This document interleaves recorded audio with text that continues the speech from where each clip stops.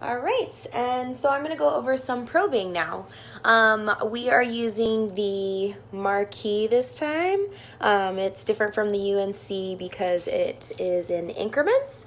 Just a quick thing about how to read this. We read it up to this little black mark. Oh, you can't even see that. Up to that little black mark. Once you go past that, that's 5. So we count it 5 in the black, basically. So when you're probing, if you're not going past that little black mark, then you're about a 1, 2, or 3 millimeter pocket. But 4 is right on that black mark, and then anything past that is going to be a 5 in the black, is what we say. I'm going to go over my modified pen grasp for the probe first. Before I go into anything else, you want to start off with your C, and then you want to make sure that you have your middle finger on the shank. You're not applying pressure with your middle finger, it's just there for tactile sense.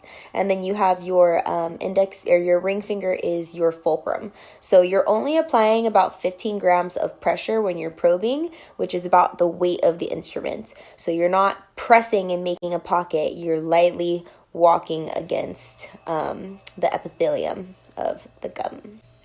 So I'm going to demonstrate patient positioning.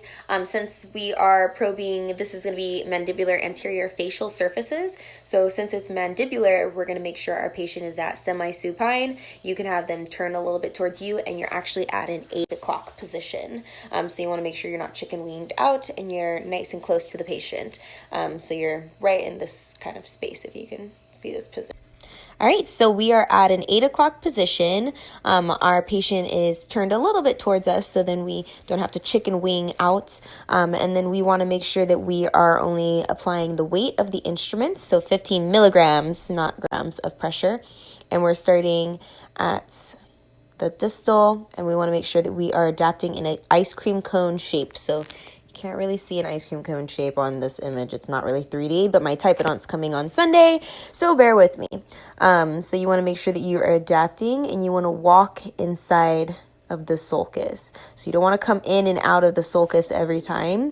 You just want to walk lightly along, and you want to make sure that you are changing your angle. So as soon as you get to the midline, it's a good time to reassess your angle. Maybe you need to make a little bit more of an ice cream, and then you walk it along. So one more time for anterior tooth, you want to make sure that you are angled ice cream cone shape as best as you can. This is not a 3D image.